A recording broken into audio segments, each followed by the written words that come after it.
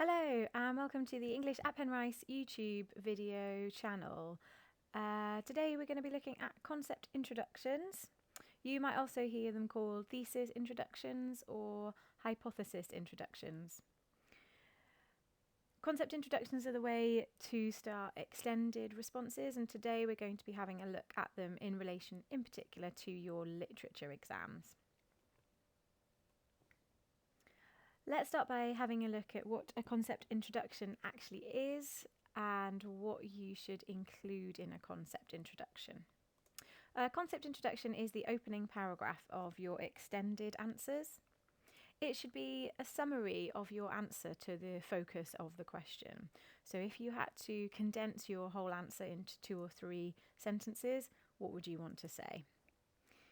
A concept introduction needs to be really thoughtful. You need to come up with one or two big ideas about that focus of the question, a concept, because the concept is going to underpin the rest of your essay. Your concept introduction is the start of a line of argument that you'll follow throughout your answer. And that argument you will link back to your concept introduction in pretty much every paragraph. A concept introduction has to be focused on the question, and it has to be succinct, so we're talking 2 or 3 sentences maybe, so quite precise and precisely linked to the key ideas in the task. Finally, and very importantly, in a concept introduction, you should try to include an explanation of why the key ideas in the question are important to the text as a whole, whether that's a play, the novella, or poetry. You also want to include why the key ideas or themes are important to the writer and their ideas and messages, and also why they're important to the writer in terms of the social and historical context in which they were writing. Okay, let's have a look at a couple of examples of literature questions. This one is the Christmas Carol question, so we're looking at paper 1, section B. We're going to have a look at the question, interrogate it, pick out the key concepts and ideas, and then we're going to write our concept introduction.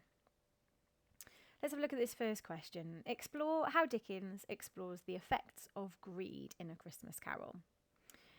Let's have a look at those key words and phrases that will take us to the focus of the task, first of all.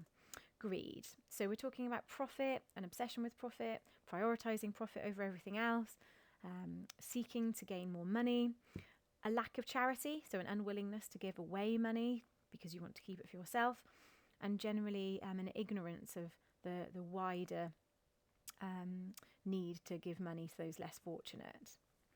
In A Christmas Carol in particular, then, we're looking at Scrooge, in particular, being an important character to link to greed, Marley, and of course those two characters representing the rich and selfish businessmen of Victorian England.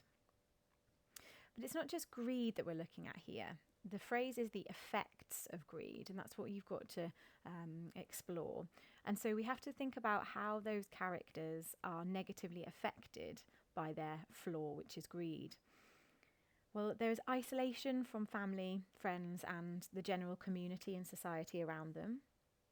Another of the negative effects of greed is to maintain, to perpetuate the inequality in Victorian England, so that divide between the rich and the poor, that carries on. And for the rich and the poor, greed can lead to misery and unhappiness. So now I've got my ideas, now I've interrogated that question, and I've made some notes around the question, I can start to think of my concept introduction. So what big ideas, what concept do I want to write about in my opening paragraph that will underpin the rest of my essay, that I will be able to refer back to? And here it is. Greed is presented as a characteristic that dominates the least happy characters in the novella, particularly Scrooge, making him bitter and isolated. Dickens criticises greed, presenting it as unable to leave somebody fulfilled and happy. This can only be brought about by being a loving and charitable person. So what I've tried to do is summarise my response to the question in a focused way.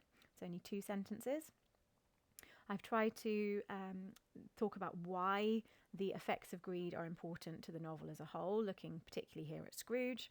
And I've also talked about why the effects of greed are important to Dickens's message to the reader, in that Scrooge thinks that his greed will leave him happy, but obviously that doesn't happen and he's left miserable. Okay, let's have a look at a second example. This time we're having a look at the exam question, explore how Dickens uses the Cratchit family to show the struggles of the poor. Let's have a little think first of all. Let's interrogate the question. First of all, let's have a look at the Cratchit family. Who's in the Cratchit family? What do we know about them? First of all, Bob Cratchit, Scrooge's mistreated employee, not allowed to add any more coal to his smaller fire, not paid enough, and obviously Scrooge is very resentful about even giving him one day off a year to spend with his family on Christmas Day. Of course, we've got Tiny Tim as well, suffering from a physical disability, possibly on the brink of death. And of course, when we see into the future, with the Ghost of Christmas yet to come, he has passed away. The Cratchit family as a whole, despite facing hardships such as being underpaid, being dreadfully ill, are happy to be in each other's company, are happy to celebrate Christmas together, and they are truly devoted to one another. But that isn't the only part of this question. The question's asking you to explore how Dickens uses that family, uses that set of characters to show the struggles of the poor.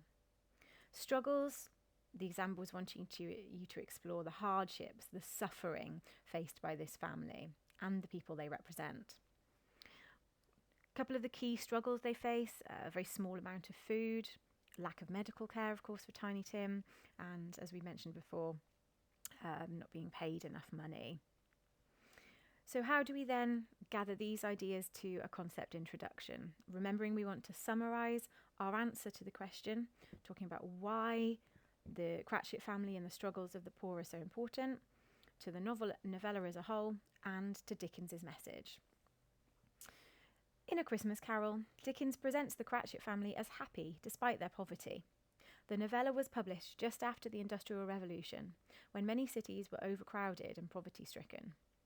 Dickens, through the Cratchit family, conveys that such poverty is unacceptable and unjust. But, despite this, those living in poverty often lived emotionally richer lives than the more wealthy, as a result of the love of family. Again, what I've tried to do here is sum up why the Cratchit family and their struggles are so important to the novella as a whole. And I've tried to widen it out to the poor more widely, bringing in why the Cratchit family and their poverty is so important within the wider historical context.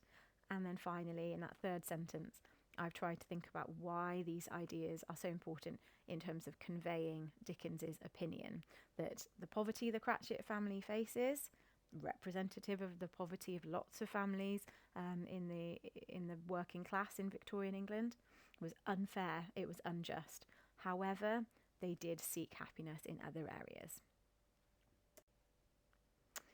Thank you very much for listening. Subscribe to the channel for more revision videos to help you with your English GCSE, literature and language.